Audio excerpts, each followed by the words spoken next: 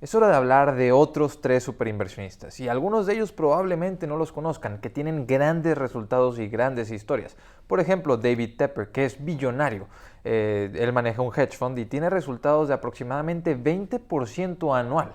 Por otra parte, Norbert Lu, que es una persona que diversifica muy poco, y del periodo del 2004 al 2011, cuando tuvimos un mercado que tuvo un rendimiento aproximado de 5% anual, él lograba 14% de retorno anual en promedio. Entonces, él prácticamente más de 2 veces el resultado del S&P 500 en un periodo bastante complicado para el mercado, Norbert Lu. Por otra parte, Li Lu, una persona sumamente conocida, porque es la única persona a la que Charlie Munger le ha dado su dinero para que lo invierta. Y sí, él ha generado retornos de inversión de 19% anualizado de 1998 hasta el 2017. Y nada más vamos a mencionar de manera algo breve a Lee Ainsley. Y considero que es importante mencionarlo porque es un super inversionista con una diversificación muy interesante, con muchas posiciones que probablemente no conozcan. Entonces es algo muy interesante por ver, saber quién es. Ha tenido grandes resultados en momentos bastante complicados. De 1995 al 2010, él invirtiendo principalmente en crecimiento, tuvo rendimientos de un 14% y pasó por la burbuja del .com y pasó por el colapso del sistema financiero del 2008.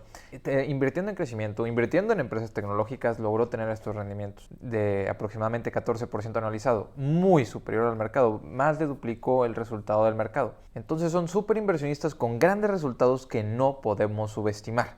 Y es importante recordar que estas posiciones que se revelaron el 30 de junio, entonces han pasado más de aproximadamente 50 días desde ese reporte, pero es especialmente importante porque estamos viendo lo que ellos hicieron en un mercado bajista, que compraron, que vendieron en un mercado bajista. Ahora se ha recuperado un poco el mercado, estoy de acuerdo con eso, pero hay que entender que lo importante es ver la estrategia de inversión y el tipo de posiciones que ellos tienen y cómo diversifican esas posiciones. Hay estrategias muy distintas, vamos a ver que algunos de ellos diversifican mucho y otros de ellos no diversifican prácticamente nada. Entonces, aprender de las diferentes estrategias de inversión, estos 13F filings nos ayudan muchísimo, y más cuando el mercado está colapsando, mucho más que cuando hablamos de lo que compran y venden los superinversionistas en mercados alcistas, porque como dicen, las tesis de inversión no se comprueban sino hasta que llega el mercado bajista. Y comencemos por hablar de David Tepper, que es billonario, maneja un hedge fund y tiene una diversificación bastante más grande de los otros que voy a mencionar, o de los otros dos principales que voy a mencionar, y su posición más grande es Google, a la cual redujo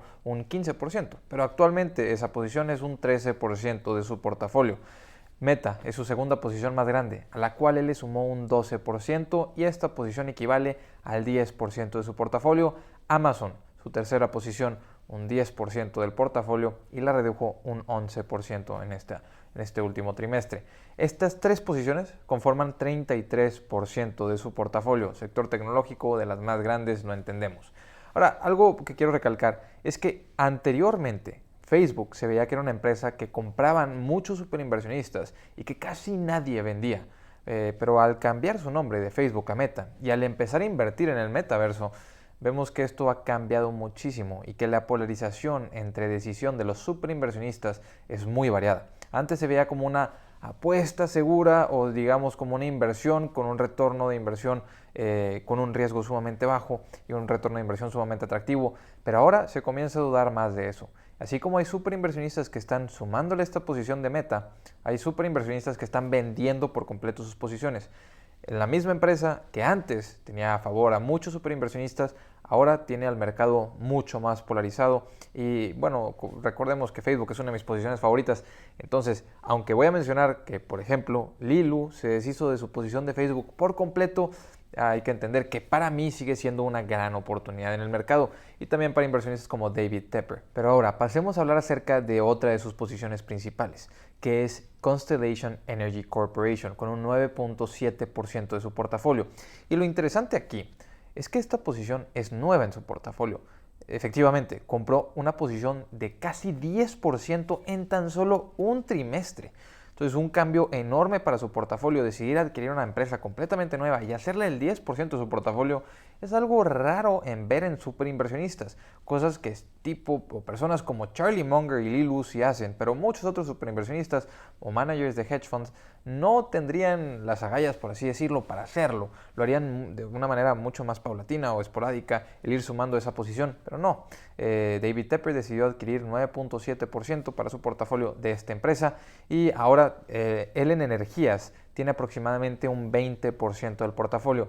Recordemos en sus tres posiciones principales, Google, Meta y Amazon, tiene el 33% y otro 20% lo componen Constellation Energy Corporation, que es su nueva posición, Energy Transfer e EQT Corporation, otra empresa energética. Entonces, Energy Transfer, EQT Corporation, una que se fija principalmente en el gas natural, los otros dos que están en distribución y generación de energía. Bastante interesante, una posición del 20% en el sector energético, una persona que ha tenido retornos de aproximadamente 20% anual, diversificando en este sector, un sector que normalmente se ve como de utilities y no tiene tanto interés, pues por ahora él decide diversificarse para este lado. Otra posición principal que tiene es Macy's, pero Macy's la redujo en un 24%. Este último año ha subido bastante las acciones de Macy's después de que se tenía miedo que quebrase en el año 2020. Es un 6.9% de su portafolio y ahora está sumando muchísimo a otra empresa como Macy's, que es pues un retail de ropa, una empresa comercial donde venden ropa, que está en los centros comerciales, algo bastante común, muy poca presencia digital, pero ahora invierte en otra empresa algo parecida a Macy's, que es Kohl's. Y Kohl's ahora es el 4% de su portafolio. Es una de las posiciones principales, llamémoslo así, con un 4%, pero lo interesante es que le sumó un 167% esta posición. O sea, antes era menos de un 2% y este último trimestre la hizo que fuera un más de 4% de su portafolio. Otras empresas que compró, recordemos que él tiene muchísima diversificación, pero en estas posiciones principales pues tiene más del 50% del portafolio, pero otras posiciones que compró fue, por ejemplo, Alibaba la compró apenas este último trimestre, Netflix la acaba de comprar, Salesforce la acaba de comprar. Otras posiciones que redujo fue Micron, esta empresa de memorias prácticamente, que es muy popular entre superinversionistas, sumamente popular entre superinversionistas estos últimos años, y este último año ha subido bastante y ya empezamos a ver a superinversionistas recortar sus posiciones en Micron, la cual él redujo en un 72%. Occidental Petroleum, empresa en la que Warren Buffett está invirtiendo grandes cantidades de dinero, él la redujo en un 70%. Interesante ver cómo hay superinversionistas que compran Meta, otros que venden, otros que están comprando muy fuertemente empresas petroleras como Occidental Petroleum y otros que se están vendiendo considerablemente. Y la última posición que voy a mencionar de David Tepper es Uber, que la redujo en un 50% para su portafolio. Uber se ha recuperado bastante estos últimos meses, entendible el que haya decidido salirse de esa posición, si es que además tenía que armar una posición nueva en Constellation Energy Corporation con una posición de 9.7% para su portafolio.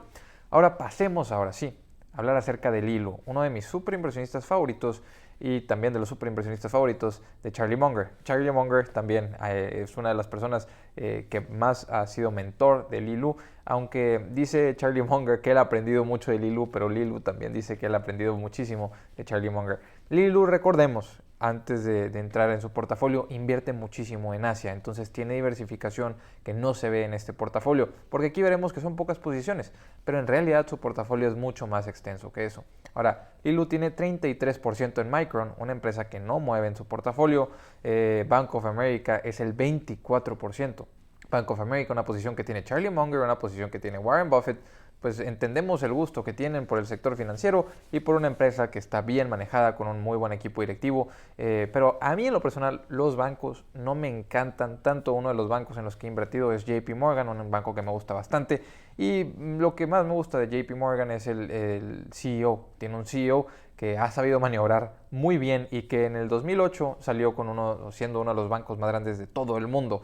En lugar de haber estado en peligro, prácticamente salieron mucho más fuertes de lo que cualquier persona se hubiera imaginado en el 2008. Entonces, bueno, Bank of America es su segunda posición. Meta la vendió toda por completo, vendió esa posición que era anteriormente un 8.19% de su portafolio. Li Lu no hace muchos movimientos, él trata de hacer los menos movimientos posibles. ¿Y qué hizo con el dinero de Meta? Vemos que no compró más Micron, vemos que no compró más Bank of America, pero ¿qué compró? Bueno, Google es el 23.21% de su portafolio.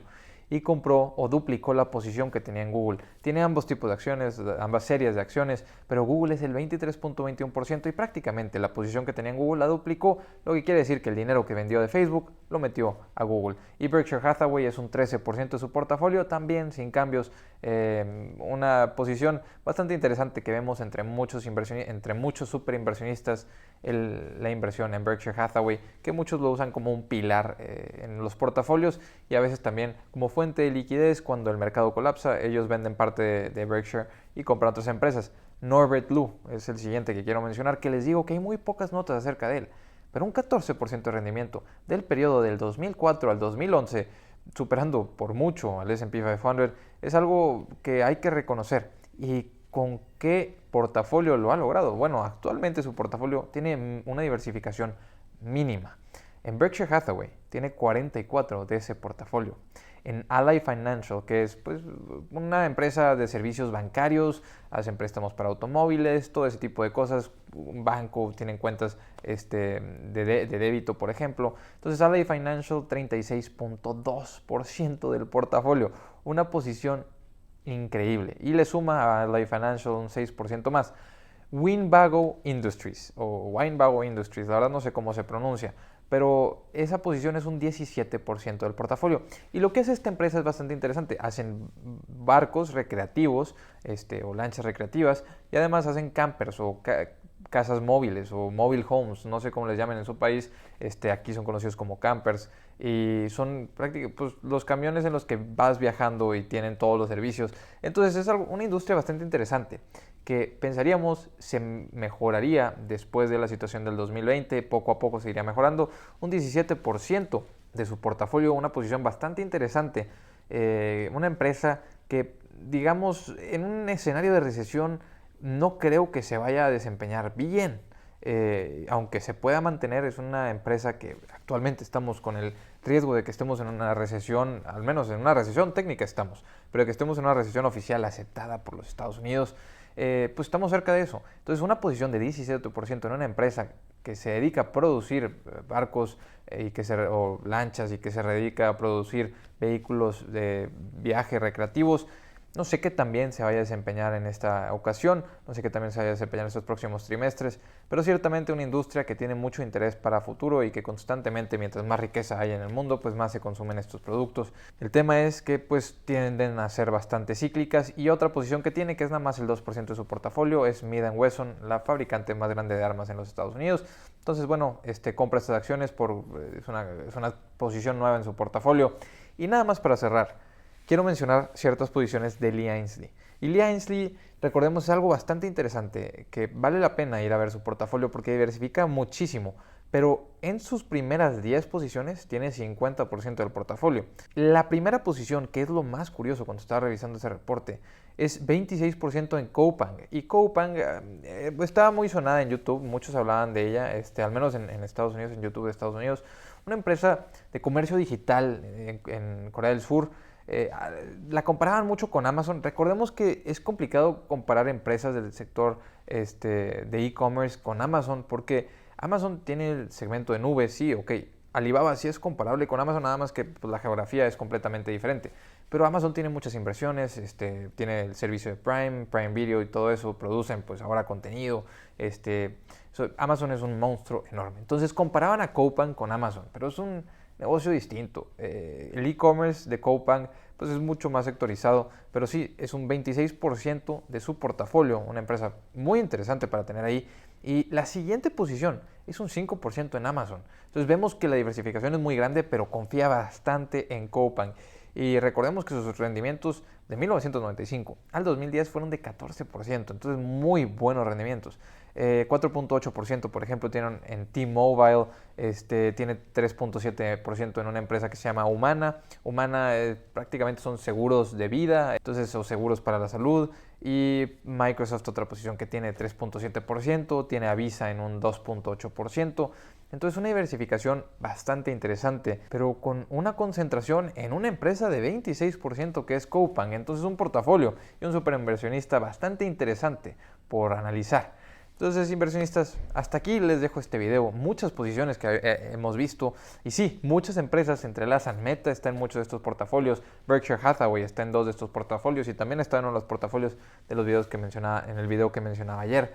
Entonces, muchas de las empresas se repiten. Pero también están posiciones como Coupang, que decide Lee Ainslie hacerla un 26% de su portafolio. Algo que nada común entre superinversionistas, o David Tepper, que tiene más del 20% de su portafolio en el sector energético y suma una nueva empresa, Constellation Energy Corporation, a un 9.7% de su portafolio en tan solo un trimestre. Pues movimientos bastante interesantes y cambios bastante interesantes, considerando que estos son inversionistas de largo plazo.